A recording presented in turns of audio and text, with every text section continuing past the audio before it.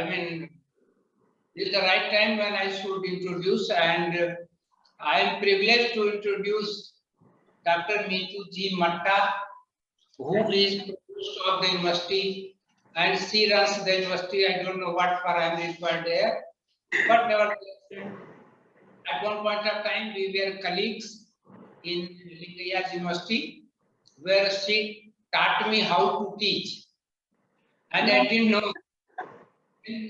She also helped me to understand as how to guide the research, so I could do that also. So far as her personality is concerned, it comprises of three different aspects. As a daughter, she is daughter of a millionaire. As a wife, she is wife to a person who is very enterprising, enthusiastic, and helping. As an academician, she is simply superb because she knows teaching and research both, where I found that most of the people are either good at teaching or good at research. Rarely I find a person who has got both of the capabilities, and she is an individual whose persona is well beyond. I mean, doctor, Ph.D, Provost, and whatnot. Not many students are approaching her so that she would help them in ideation toward the topic and whatnot, from handholding to supervision. So they say that someone just like me should not take enough time between, in between, while the professor is ready to teach or facilitate their work. Then I am moving out and I'm handing over the platform to Dr. Mittu Ji Matta. Thank you, Dr. Krishna. It was really heartening to listen to my address, because a person of your stature, if he's saying that I'm the mentoring and I'm the facilitator, that's an added advantage to me. So throughout my teaching learning career, rather, I have been more on the learning side, right? And I believe that learning will always take place, and this particular forum is meant only for that. So it's meant for the learners. It is dedicated to all the learners. And at World E-University, we believe that learning can happen anywhere. So we have it learning beyond infinity, right? So these concepts, these ideation will start with today's lecture, specifically the part that I'm going to address, right? So participants, let me share my screen with you so that we can go ahead with the presentation.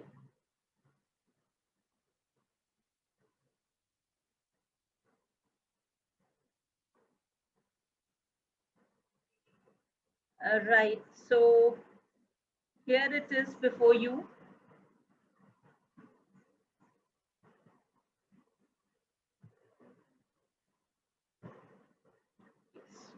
Just give me a second for the setup.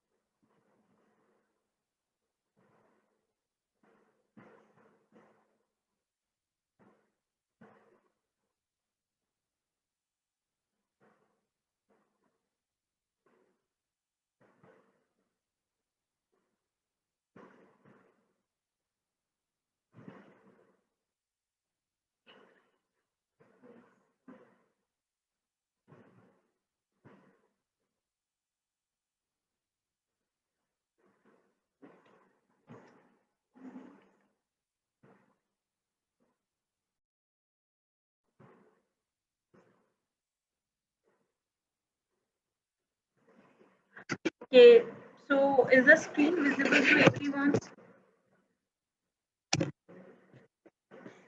Hello? Is my presentation visible to everyone? Yes, ma'am. Yes, ma'am. It is on. Okay, so it's right to begin with this. Okay, so participants, I welcome you all first in this presentation. This is the second day of our presentation from World E-University. That's the first virtual university ever in the world. So I won't say it's a virtual university, right? It's a university with a human touch, right? The mode of our operation makes it a world e-university. That's the first university in the world. So for me, I'm going to present on new norms in work life, anytime and from anywhere. We are very much aware of this. So basically, the main tenets which I need to cover in this would be how companies can orient and align. How companies can orient and align. There is some problem with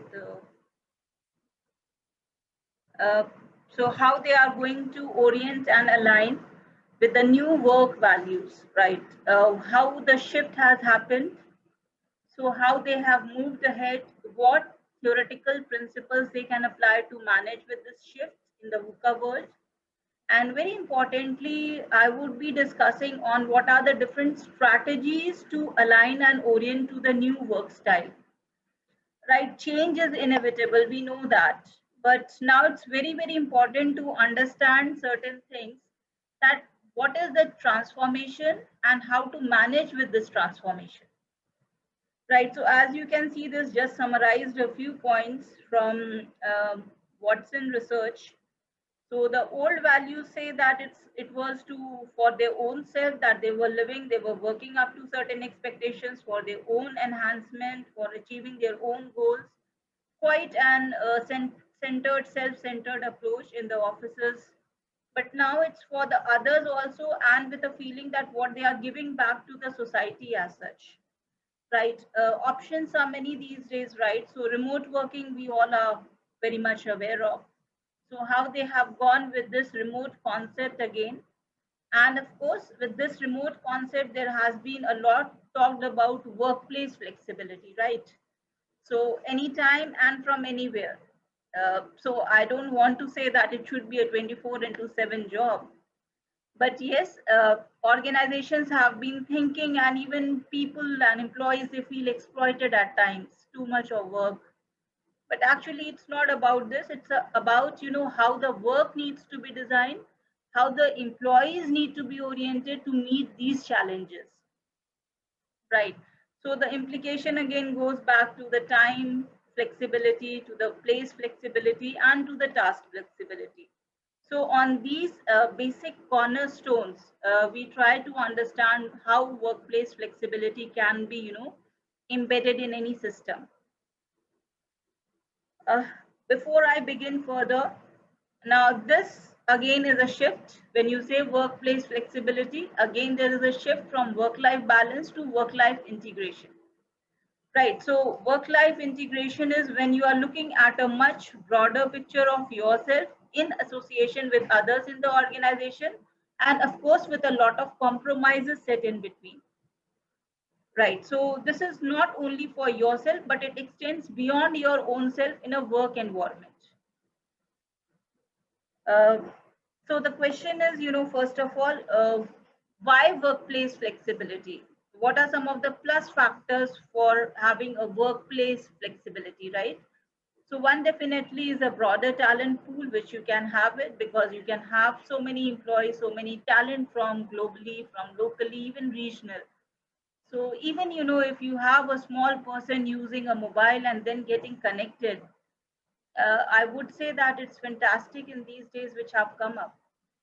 Buy-in where employees can even demand for a flexible work arrangement and become highly motivated, so they have a say overall in the way they want to work. And this is very, very important. It is not the rigid structuring or imposition of jobs on them, right? So it's what they want to do. Of course, the gains to the organization goes in terms of increased morale of the employees because they are involved, the less absenteeism, the less turnover which will happen, and very, very high levels of engagement.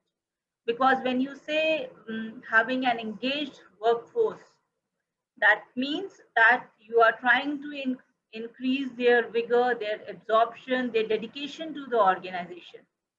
So engagement does not go only with the work engagement, it also goes with their psychological well-being in that organization.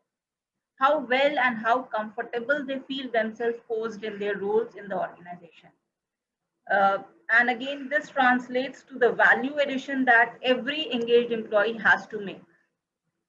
You know, in the Perret Tower research, it was found that in nearly 60% of 65% of the employees, they are not engaged. They don't feel that they are a part of the organization, and this is where the productivity is hampered. So it's very, very important that it's not that people are only going to the job, but they also should feel a part of the organization. This belongingness is very, very important. Now, with workplace flexibility and work-life integration, and with a remote working platform and the remote working scenario, working from anytime and anywhere, a pertinent question which arises to my mind is, what is important? Is it the place? Is it the person? Or is it the work that they are doing? So I would just put it in a very, very small self, saying that a person who has a potential, who has the aptitude, and who wants to be productive, he will be productive anywhere, no matter what the situation or scenario or even the time he's having. Right. So this is how organizations can unleash the talent and potential of the employees, how well they recognize their employees, how well they provide them with such a job that they are interested in performing and they can perform to the optimal level with the change, and especially in this VUCA environment that we all are facing these days.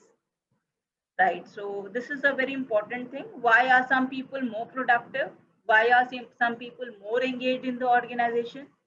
And this is where organizations has to devise strategies to manage all these productiveness of the employees. And for this, what are the resources? What are the organizational contributions? That is very important. In this organization, agility is very important these days. So there is a lot of stress being given to organizations being agile, organizations being sensitive towards the employees. So whether it is right from their health to the education of their children in the families, to providing them a supportive leadership culture in the organization, these things are very, very important these days. Because these have become as a basic requirement for every employee.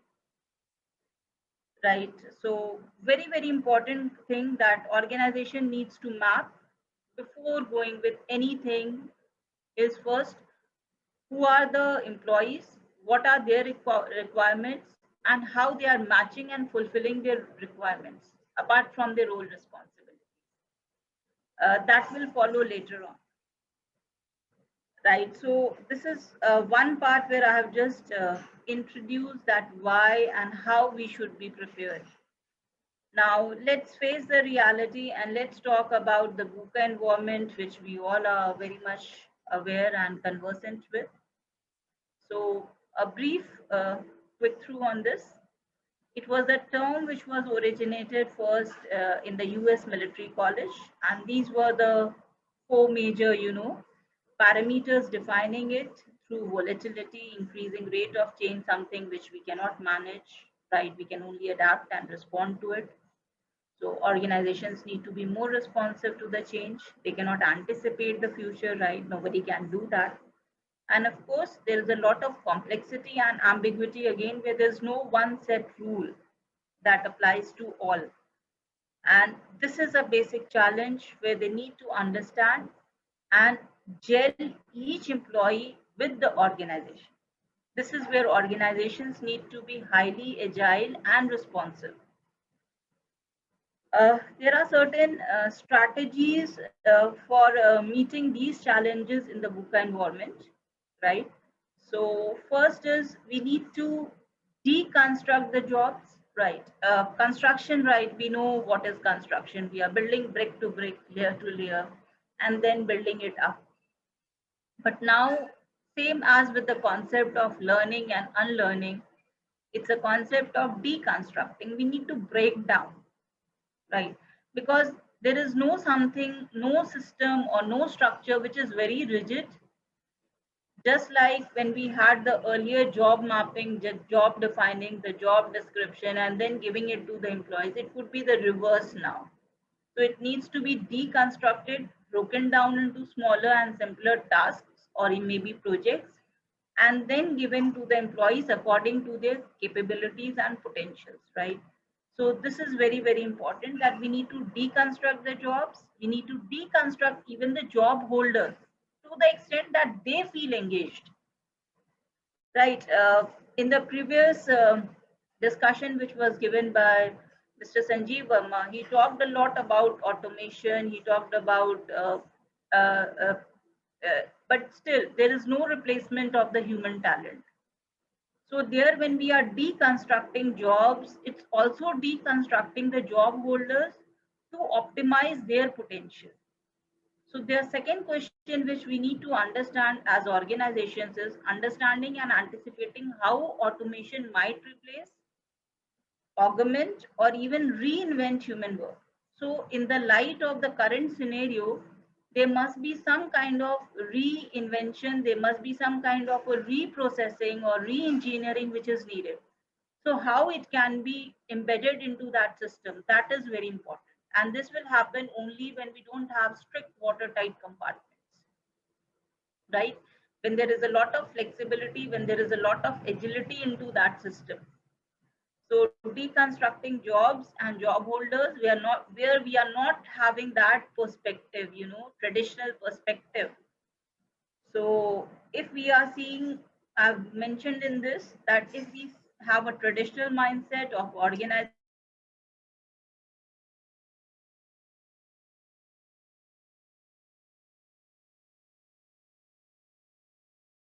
where we are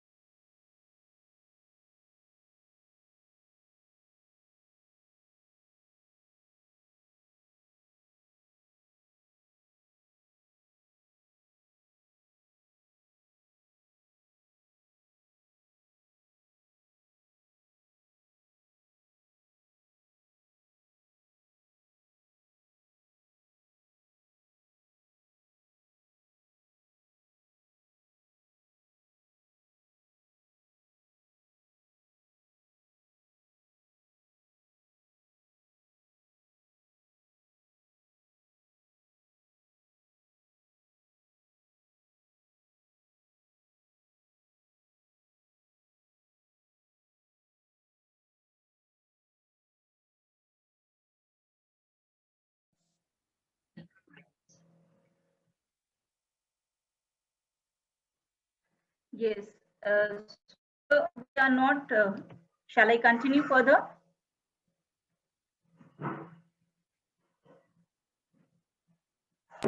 Yes, ma'am. Please continue. Okay. Yes, yes. So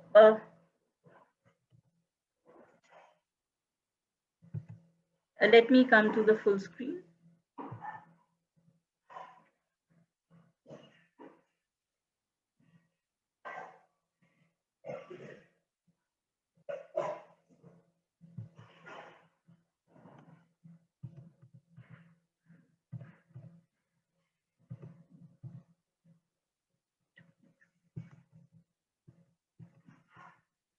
Right. So we were with the previous slide where we talked about, deconstructing jobs and job holders.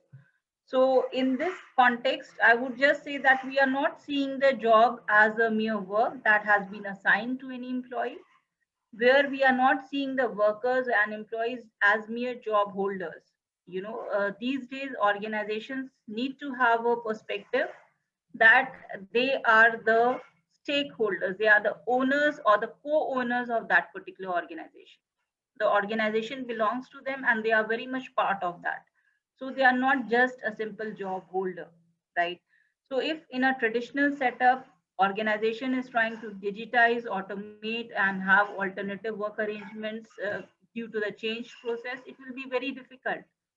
So deconstruction will provide them the options to be limited, and again, they will be able to manage with the change, right? Now, in this change, I would like to just put in with the Kurt Lewin's model. That is, there is a three-stage model which we all are aware with, familiar with. It talks about change as such, but before change can even happen, before even it could be visualized by any organization, there has to be a pre-preparatory phase of unfreezing. That is to make the employees aware and prepared, and more importantly, I would say receptive to change. Because what is happening, we are not that adaptive to change, we are not even reactive to change. So if we are having a very reactive strategy, that will backfire. One has to have a proactive approach, right? So we have to first ensure that employees are ready for the change. So unfreezing the change that is executed, and of course, so that the change is completely becoming a part of the system, it is mingling with that system, it has to be a refreeze stage. So that's a three-stage model which we are aware with, and this needs to be kept in mind for any organization which is going to embrace change. So flexibility can come to any organization when we have a new system for work culture, when we have organizational ability and agility to adapt and respond to that change, when we are resilient enough to that change, right? And of course, there has to be a fluidity. If we are taking work in a very, very static manner, then it will not be able to get through with the organization in the present times. So there has to be a particular process approach to it. There has to be a systems thinking, which is very much needed for every organization these days.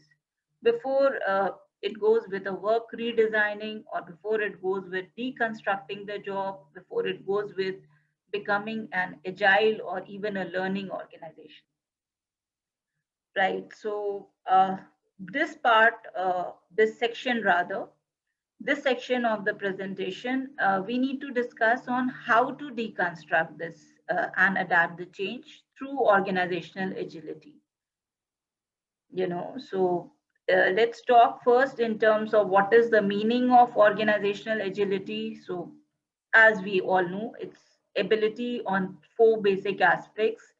First, the renewing itself, adapting to it, changing quickly, and be able to even anticipate the change, I would say. If we again have a very reactive approach, we may not be able to go with that change, but still it's very, very difficult to anticipate change in the VUCA environment. We are aware with this. So this would need that the work is deconstructed, broken down into small assignments, projects, which everyone is there undergoing it, updations which needs to be incorporated at every stage through the involvement of the employees on a continuous basis, and where the learning is taking place. Now in this, knowledge management becomes very important. So again, I would go with Dr. Krishna's book, Paradigms of Knowledge Management. Paradigms of Knowledge Management. So that was a frontier when I was making this presentation, and very often I was recollecting it. That knowledge is not just for the sake of knowledge. It has to be acquired, it has to be disseminated across each and every one in the organization. So sharing the experiences, sharing the knowledge, sharing the success stories, sharing the failures across is very, very important. And of course, there has to be a collaborative learning across. So with these, let's talk about the principles of the new working or the operating systems. If we are trying to include and go with the anytime, any work scenario. So one is we start with the work, right? So in anticipation of what may be the future task, because that role is always evolving. So that cannot be ignored. We cannot just go with the present task and the job at hand. It also has to see with what may be the future role requirements, right? Now, manpower planning, we always do, every organization does it. So it's always bridging that gap with the current assessment of the manpower and with the future requirements.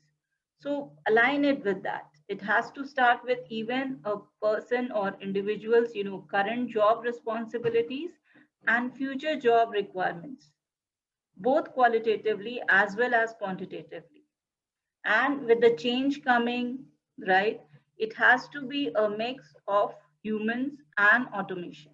It cannot be a segregated effort. It is not even possible to think without it. So human becomes very integral part of it. The HR becomes and plays a very pivotal role in this. And then, of course, from that perspective, taking it further, when you are deconstructing the jobs and the job holders, you need to understand where and how the deconstruction can take place. What are the different wide assortments and areas of work engagements which is possible, right? Do we talk in terms of the remote work environment? Do we talk in terms of the on-site work environments? Do we talk in terms of the work engagement where there is some collaboration with the team partners, with the suppliers, with the customers coming into that picture? So what are the different array of human work engagements? That needs to be decided. And once this is aligned, this will help organizations to design and develop their work, right? So work designing, rather I would say redesigning, is very, very important. And then once this is three things have taken place, it is to allow talent to flow to work rather than going the reverse, that there is something which has been fixed and something which is permanent. There's nothing as permanent, whether it's the jobs or the job holders or the roles they have been allocated, right? And change will always trigger this flow of talent, this process or the dynamism which has to be inculcated in any system. So this is very, very important, which present day organizations have to register. Uh, working ahead with this, when we further, let's split it further. When we talk about the work design, let's compare and contrast it with the traditional versus the new operating systems. Traditionally, what jobs, these were the questions which were answered, that what jobs will be eliminated due to automation, right?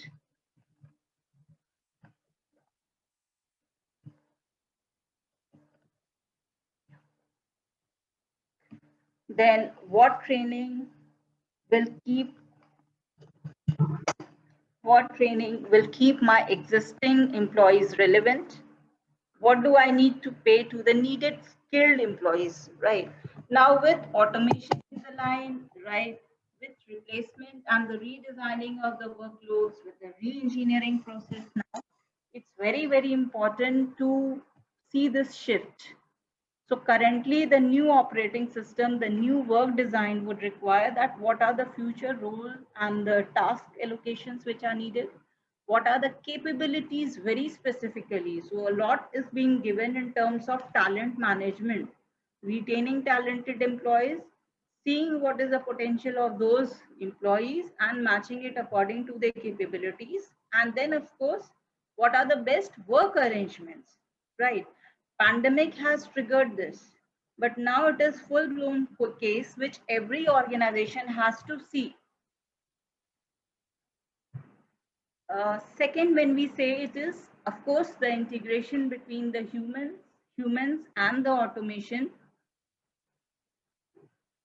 The traditional work operating system assumes that automation substitutes for human workers. Right, now that was something which was happening, right? But now the new operating system needs to question this. What is the change? Is it a substitution, right? And to what extent? Please mind it, it cannot be 100%. Management science is never 100%. It's never rigid, we know this. So when we say then to what extent it can be automated, what extent it would go with the augmenting the existing systems, what extent it is needed to transform the present worker's role. Because with the change in the work, there is obviously a very significant change and demarcation in the employees' job roles and even expectations, right? So that has to be registered by the organizations. What new operating systems with deconstructing, with redesigning the work jobs, they requires that they need to understand what are the specific job processes, how they are integrating, how automation is augmenting it, what transformations are needed. And this is not in isolation. It is in more of a collaborative environment with partnering relationships, whether it's a partnering relationship with the traders, with the suppliers, with the customers, or even remote on-site, because they can also be partnering to it. Even if you have a social media front, even you are being partnered to that particular system and platforms. So these things cannot be negated or ignored by the firms, right? We have discussed that a new work design system needs to understand that there could be a range of work engagements. Now, they full time we know it, that time we know it, remote learning operations we know it. Now there is a gig economy that has come up, that has literally flourished. So do we need freelancers? Do we need independent contractors? Do we need talents provided by an outsourced partner or a business partner from outside, or employees who could be hired and they may have left the organization, but they are currently in a different work profile or a different project? So can they be assigned and roped in? So this is where, organizations have to think differently, right? So when they are hiring, when they are recruiting, they can have these kind of considerations to work ahead. The traditional we have discussed, it initiates with a job description, then finding the employees through the normal processes of recruiting, upskilling, training, transferring, promotions, and all that. Now, I would recommend, and it has been pointed out that there could be deconstruction of the jobs to start with, breaking it down. So, having a top down approach, I would say, and then choosing the best way to engage the workers for the task, depending on their potential, depending upon their expectations, and then thinking about options beyond hiring a particular job holder for that specific job. So this is specifically which has to be given attention by any organization. Last but not the least, I would say it is the talent management which is very important. So it's not only the process flow that we have to understand, the dynamism which is there in that system, it's also the way the talent is flowing across in that particular organization. So if it's a learning organization and knowledge management has to take place, it's the where the organization need to understand that how they are well collaborated and how there is an information flow, right? So how to channelize it further is very, very important, because we have already broken down into so many small specific tasks and then went ahead with it. So there, if some mistakes happen, then it will cost a lot to the organization. That would be an irreparable damage. Hybrid roles, again, we need to understand, right? Because here we are talking about a flexibility built into that system, a change of the roles which are taking place into the system. So it's not the job regular hiring or the regular job holders who have taken up. So it could be a merge from different areas and different domains. Even your business partners can be giving you some people for the specific roles. And last, addressing the question of working from anywhere, right? A lot is being talked in terms of remote working, right? Something where we need to understand that it's not something which is totally outsourced or non-contractual, right? So people who are working in any particular organization outside their traditional workplace, right? So an employee may be working from the home, as I'm right now doing it, right, from a coffee shop, but at the convenience. But it doesn't mean that it's a compromise of the job that they are performing. And companies, again, they have a lot of benefit in terms of this also. So benefits to the employees, we know availability, right? A flexible work time, a cost savings, right? And of course, they are enjoying it these days.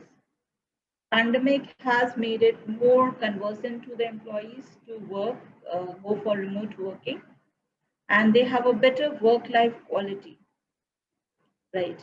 And now, how well they balance, it's up to the individual to decide. But definitely, this is one benefit of work-life balance, which goes to employees in the remote working domain. Then benefits to the employers definitely would be access to wider pool of talent, because this is what eventually organizations these days are looking at, right? They are moving away from the traditional hiring and even training, because that may also induce a cost element. So if some organizations are trying to minimize this cost of hiring or the cost of the training and having a wider access to the world, they also can go with this, right? And of course, the morale being high and reduced employee turnover if they are satisfied working in that phase. When remote working is not so good, so this is a very serious problem which I would really like to point out, that sometimes people feel isolated, right? So this psychological aspect or lack of communication, lack of properly interpreting the things, and guidance which is needed, that may lack, especially when it is a remote working scenario, right? So it may not work for everyone. So this is where organizations have to see who and which job roles, right? If I talk about healthcare and other workers, I don't think it works so well for them, or if the hospitality sector, if I'm saying, it may not work to that extent. But yes, IT has been, and they have put up with a strong business model in terms of remote working. So where it works, for which employees it may work, these are two pertinent questions for organizations to understand and address before they go for this. Managing the remote workers, right, hiring them very carefully, may feel that they are strong enough for it, but then yes, they need to understand it. Uh, and again, some work discipline and work culture they have to maintain, because this is very important. Fine, you are able to get across the jobs, you are able to get across with the people, but yes, it's very important to understand, how organizations are combating it.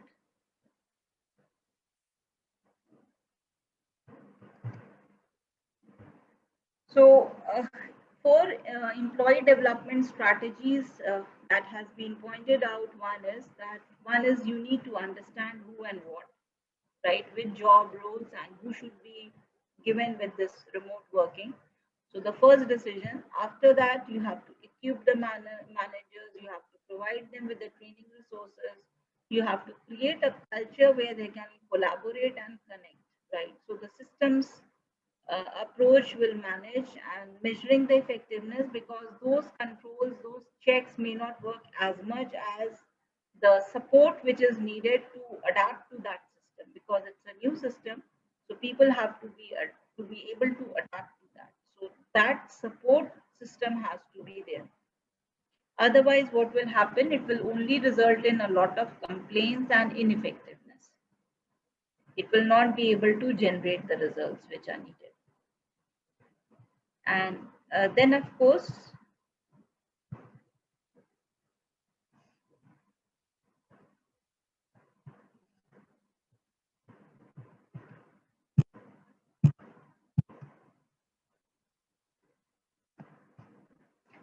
Let me summarize with some of the key learnings, and then we can take up with the questions that are needed. So one is, these days, the shift to be hybrid, where the workers want a lot of roles and multiple roles rather, but it's not possible everywhere and for everyone, especially as in the healthcare retail, it may not happen with that kind of a bang on. Then workforce policies that has to be designed properly, right? So, and protective anyway doesn't describe people who are free of dissatisfaction or stressors, right? So, fine, employees are productive, right? They can work 24 into 7. But what organizations have to understand is to respect the boundaries that they cross, right? Everyone has a personal space. So, it cannot be work at 11 o'clock if that's not needed. So location should not be the focus, rather it's who, where and when for their particular job.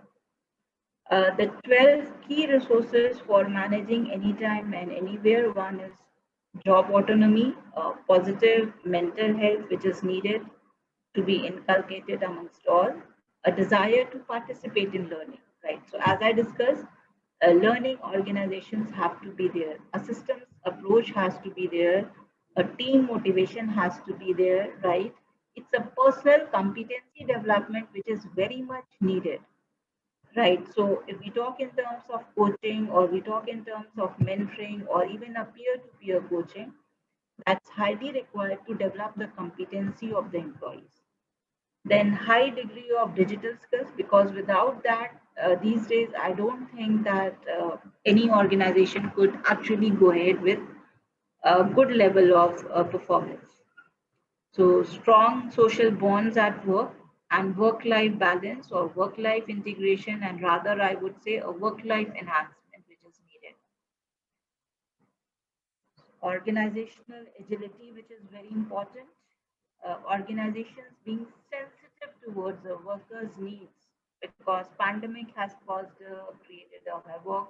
It may happen. So intelligently, how we are aligning to the individual's needs, that is very important, right? Maybe in terms of the health policies and support vocations, digital maturity of the organizations, and supportive leadership. So these are the 12 key resources, uh, which is very, very important, right? And where they can begin with is one, specifically, I would say, the interface between human and automations that has been discussed in the previous also, the redefining of the work policies, the strengthening of worker-employee relationship, right? So how HR has evolved, what are the different roles which HR is going to take place, how they are going to, invoke that cut through technologies and the IT technologies, the automations and the everything that has brought a change these days.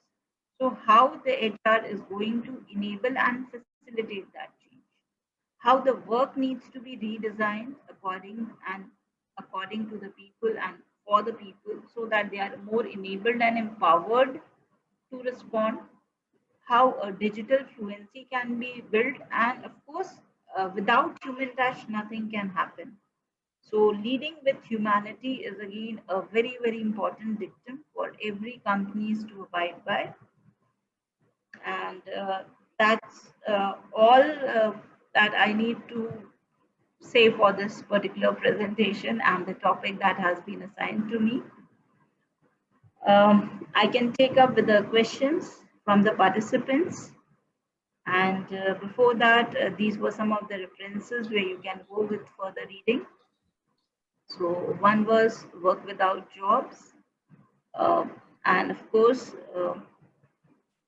reinventing jobs, leading the work, future of the jobs. So these are some of the references to go by. Yes, now I'm open for taking up any questions from the side of the participants. Thank you so much, Professor Mittu Matta. I had been receiving questions on my WhatsApp from 3 countries, UK, USA, and Thailand. I have got Okay, sir. 2 questions from India as well. My name is Krishna. Okay, so first and foremost,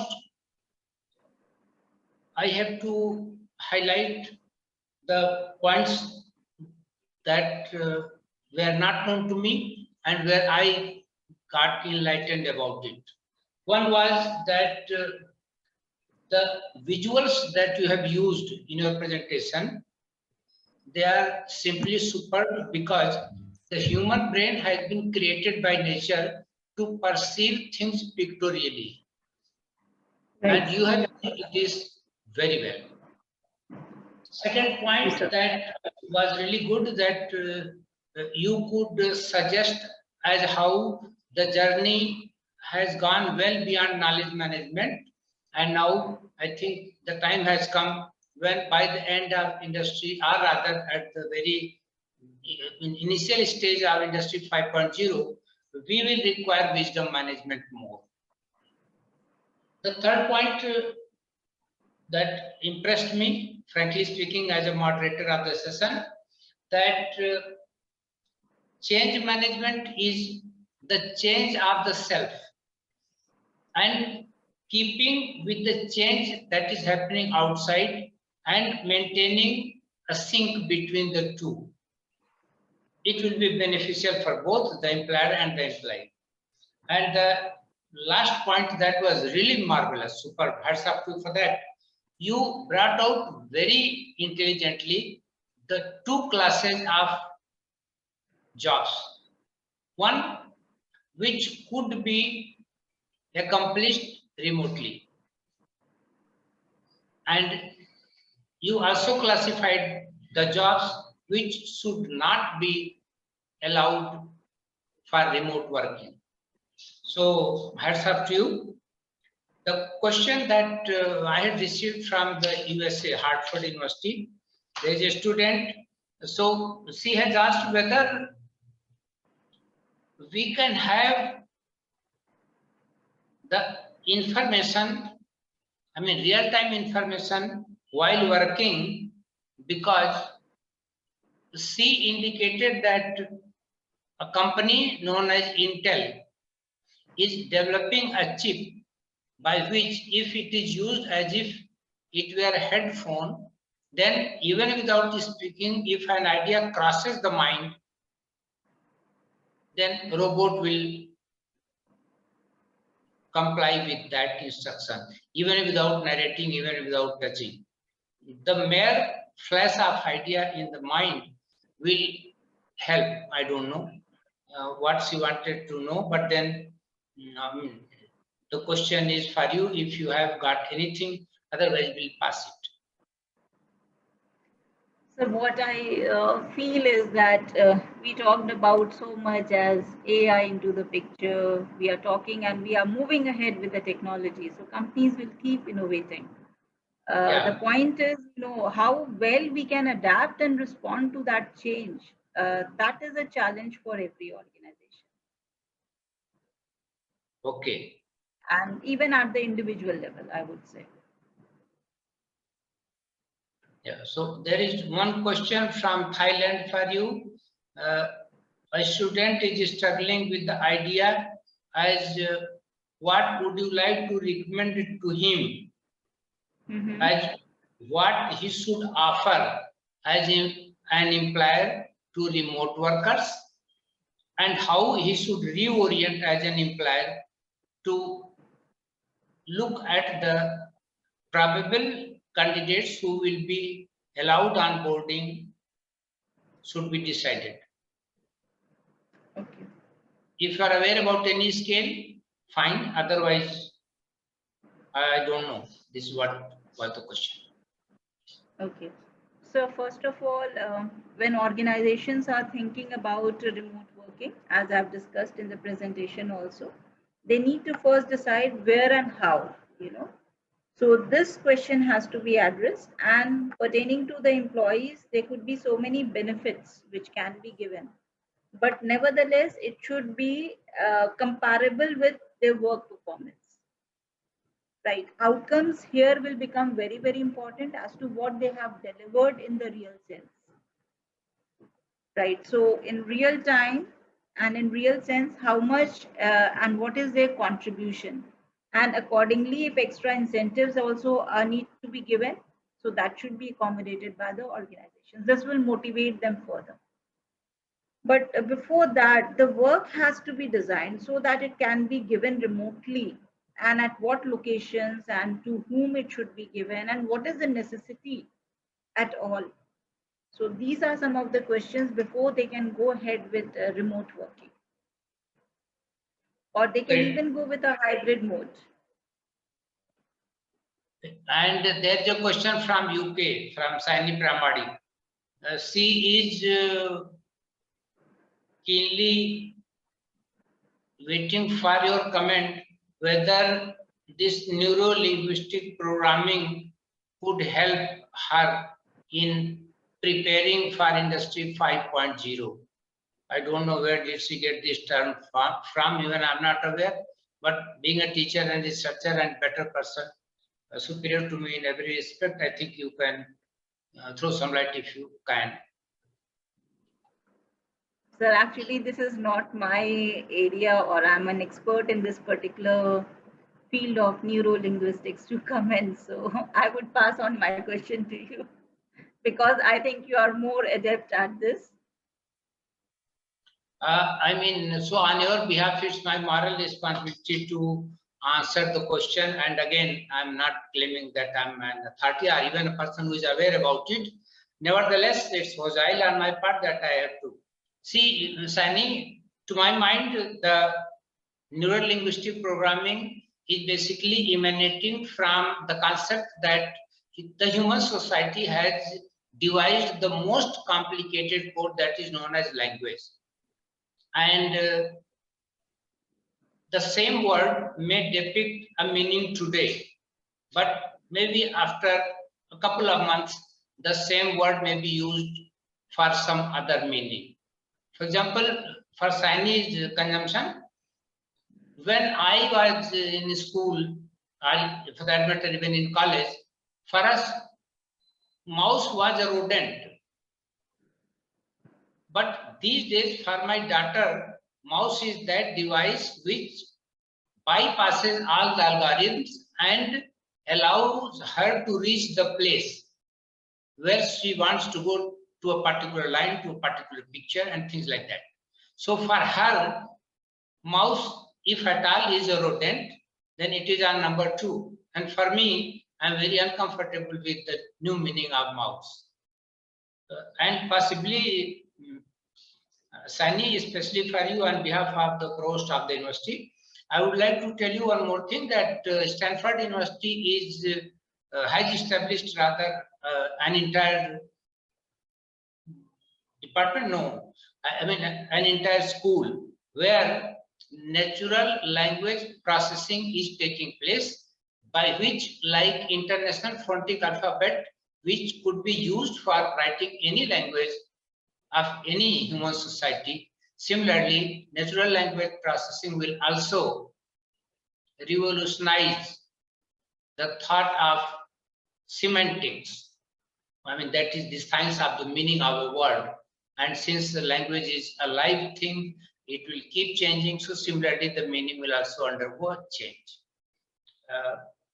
Last question again, I mean, Professor Matta, you and me, or you first, me afterwards, or after you, is that someone is asking from India, a university in Alwar, that how can he take care of the synthesis of the speech while working remotely?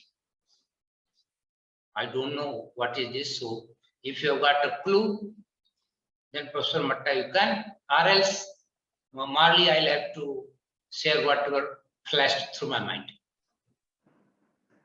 Sir, I can throw a light, but an eminent person is sitting right in front of me.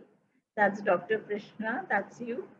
And I know you are an expert in this area, right? So No, I would really appreciate if you can answer it on my behalf. no, Professor Matta, the problem is that I'm not an academician, so that is why mostly unconsciously I tend towards managing things. And I mean, people may think that I'm aware, I may not be aware, but I think speech synthesis as of now is in an infancy stage, and professors are trying to take care of it, because lot many people talk about artificial intelligence, and lot many people think that it has to do something with mathematics, especially the statistics. But I find that artificial intelligence is more to do with the flow of neurons, and it is based on the fuzzy logic, not the formula given by statistics. For example, in statistics, we declare that this item is an outlier. So we know, as why did we declare that it is an outlier? Contrary to that, in juxtaposition, artificial intelligence may not use that. And sometimes even people who had created this don't know how it became a devil in its own accord. This is what I had to share on behalf of Professor Mittu Matta. And Professor Matta, I am thankful to you on behalf of the participants. I am more thankful to you because even some of the visuals impressed me. And naturally, I am getting it recorded, or else I can request you to send me a copy across, because I am more comfortable with pictures and very uncomfortable with formulae. So on behalf of those people who posed the questions, of course, they sent it to me on WhatsApp, because someone is sleeping somewhere, or maybe halfway feeling drowsy in USA or in UK, it might be around 8 a.m.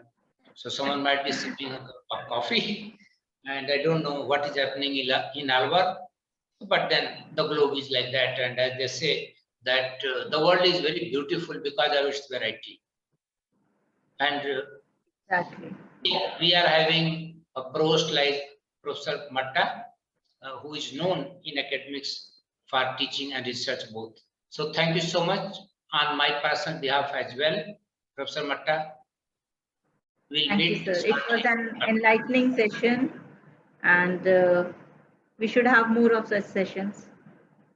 So I'm looking forward to that. We have Professor, initiated, we have just started. I know. I had read a book, and it is, in fact, it is known as the journey of a startup. So work without jobs. So we will certainly create jobs together. Right, sir. So many more such occasions will pop up. Thank you so much. Yes. Have a great day ahead. Bye-bye. Thank you, sir. Thank you. Thank you, everyone, for the patient listening. If there are any questions that can be posted across. Thank you, everyone. I'm leaving the session right now. Yeah.